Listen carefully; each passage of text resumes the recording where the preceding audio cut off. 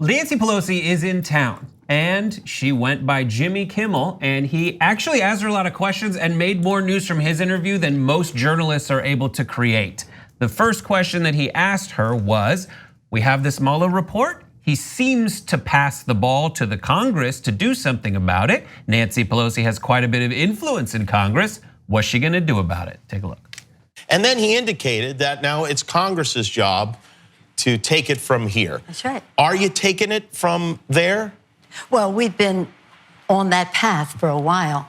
And when we do get to where we're going to be ready. But it feels like we've been on the path for a really, really long while. We really have, well.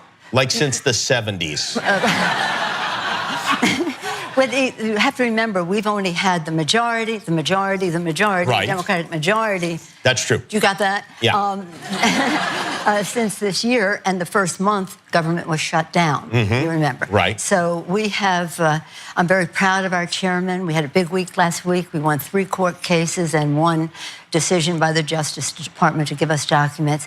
We have to be ready. It is, it's a very, our founders, I always like to say this, our founders, in the darkest days of the revolution, they said, the times have found us.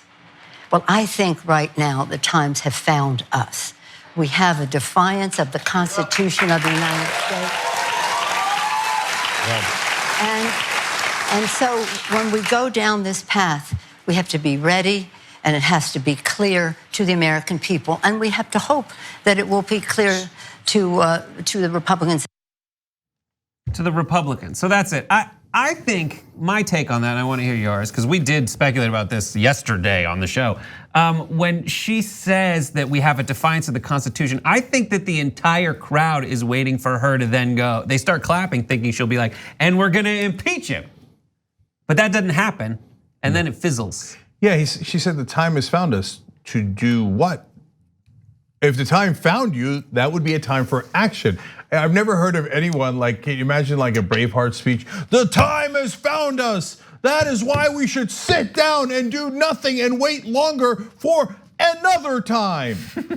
That's not how it goes. Yo, can I just say the Constitution is the most overrated piece of text I've ever seen in my entire life. I hate it so much. It's so silly. It's so dumb to be like, oh, the Constitution. Oh my God, I can't believe the Constitution, the sanctity. It's like, first of all, most Americans don't care. Secondly, it's supposed to be a living, breathing document. Otherwise, there would be no need for the Supreme Court to amend it or different ways of interpreting that text, which people have been doing for a century. And beyond that, no, before you say anything, people are weaponizing the ability to change it. I know, but and they're weaponizing it. The genuine versus disingenuous approaches people take to it. Yeah, I know. It's so silly. It's so frustrating. It pisses me off. People who are conservative are interpreting it towards their own personal goals, and liberals are interpreting in that fashion. But like, I don't think the average American actually cares. Like, we care about finally making some change, right?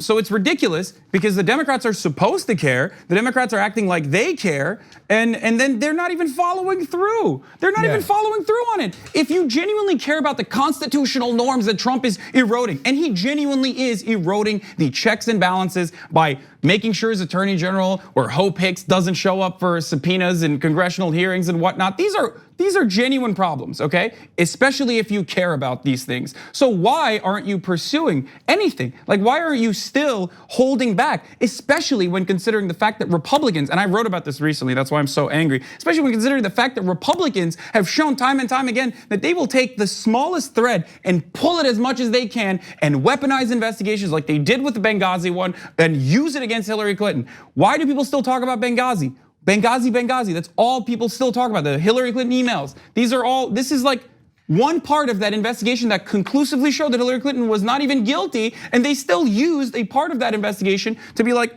nope, she's still evil. Which, by the way, I don't even like Hillary Clinton. I think she is evil. Well, it's a default feeling that people have, and that's something you just have to deal with as a messenger in politics. Is people have a default thing that they are predisposed to believe. Now, it's your job to guide it one way or another. Yeah, look, look, your frustration with Nancy Pelosi, I share completely, Hassan. On the other hand, your comments about the Constitution, completely disagree with it. It makes no sense at all.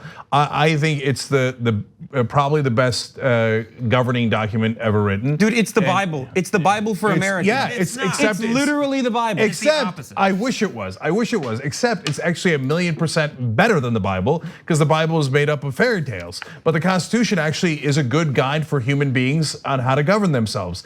And yes, the part you're right about it is it's a living document, because the Constitution says you should amend this document. I'll give you a lot of different ways to amend it, because that's your political revolution that you should do every single generation, and they thought that through.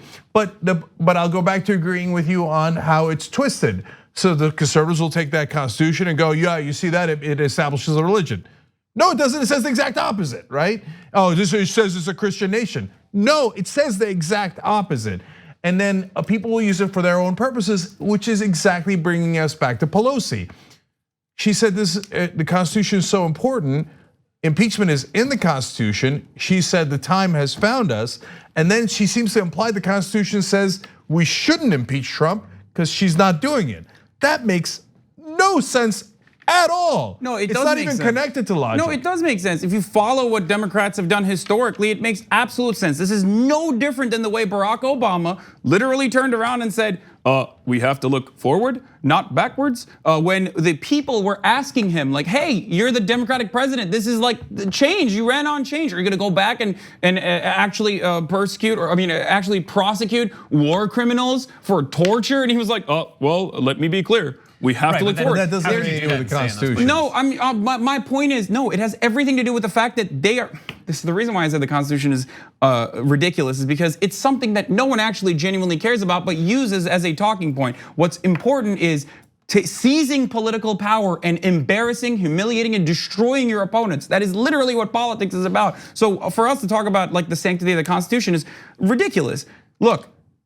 The reason why I mentioned the Barack Obama example is because they did the exact same thing. They did the exact same thing, and now Nancy Pelosi, for one reason or the other, and some people who are reporters on the Hill keep telling me that it's because they kind of like having Donald Trump as a figurehead that they can use for their donors to give them more money. I don't know if that's true or not, but they like having Donald Trump in that position of power because they like being the controlled opposition. There is no other way there is no other reason why you would not destroy this person who is hilariously and embarrassingly corrupt, who has violated all of our norms. And if you care about those norms, which the Democrats supposedly do, then you should be doing something about it. Well, she did give a reason that she doesn't want to impeach Donald Trump, and that's because he wants to be impeached. Video 5. Let's take a look. Why I think the president wants us to impeach him. You think he wants us to impeach him? Well, he knows it's not a good idea to be impeached, but the silver lining for him is then he believes that he would be exonerated by the United States Senate. I see. And there is a school of thought that says if the Senate acquits you, why bring charges against him in the private sector when he's no longer president? So when we go out there with our case, it's got to be ironclad. So because the Senate leans Republican, No, not leans. Completely in the pocket of Donald Trump, Republican. Right. So, right. Yeah. And you think that those Republican senators, even if they know he committed a crime, will side with Donald Trump? They have been every day, and not one of them has spoken up. The idea of what will happen after he's in the private sector is not her call.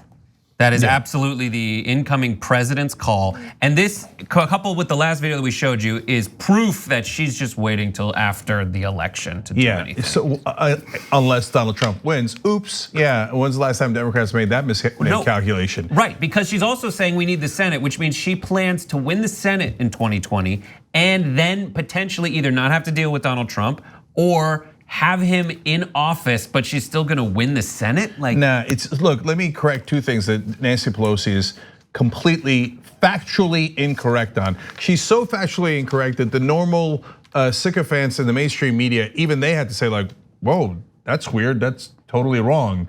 So number one, there is no such thing as if the Senate fails to convict a president who has been impeached by the House, that somehow that means they cannot be convicted in a court of law. Those are two totally separate things. One is a criminal action, the other is a political action by the House and the Senate. She is completely wrong about that. So I don't know where she got that from. She's generally clueless. She misspoke. She means, I think, that he will pitch it. And that's what's so frustrating and proves like how weak she is in her overall positioning, is like she's afraid that he'll pitch it as being exonerated. No, people will believe that the way they believe the Benghazi thing. So Brett, look, I appreciate that that is a possible interpretation and you're being generous to her, but other reporters have actually said, no, they think that she actually meant literally that he cannot be convicted in court after he is no longer president if he's acquitted by the Senate. And remember, it's not even a majority, it's an overwhelming majority that has to convict you in the Senate. It has nothing to do with legal proceedings against you. So either way, now let's go turn to the other thing. She says, and if he doesn't get convicted in the Senate, he would be exonerated. No, he wouldn't. That's not what it means.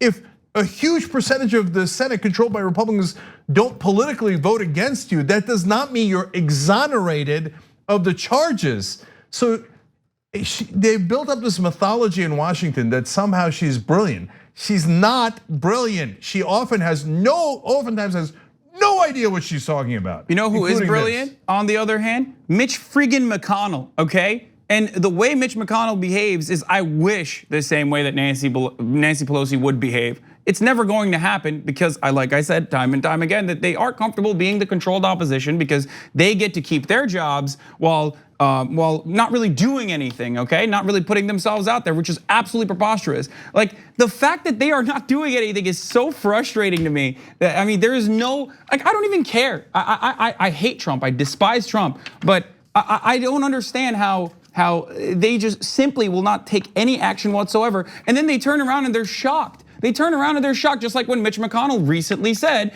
oh, of course we would place a Supreme Court, of course we would appoint a Supreme Court justice in an election year. And the New York Times was like, wow, that's really hypocritical, Mitch McConnell. Yeah, of course it's hypocritical. Yeah. They don't care. All they care about is power. That's what politics is. And they keep using everything they can to win, despite not even having a Democratic majority in the populace. Like the Republicans keep winning and pushing the American politics further and further to the right by being as radical as they want and never actually considering the opposition. Whereas Democrats are constantly like, oh, well, what if the Republicans get really mad at us if we impeach the most overwhelmingly and flagrantly corrupt president that we have seen in a very long time?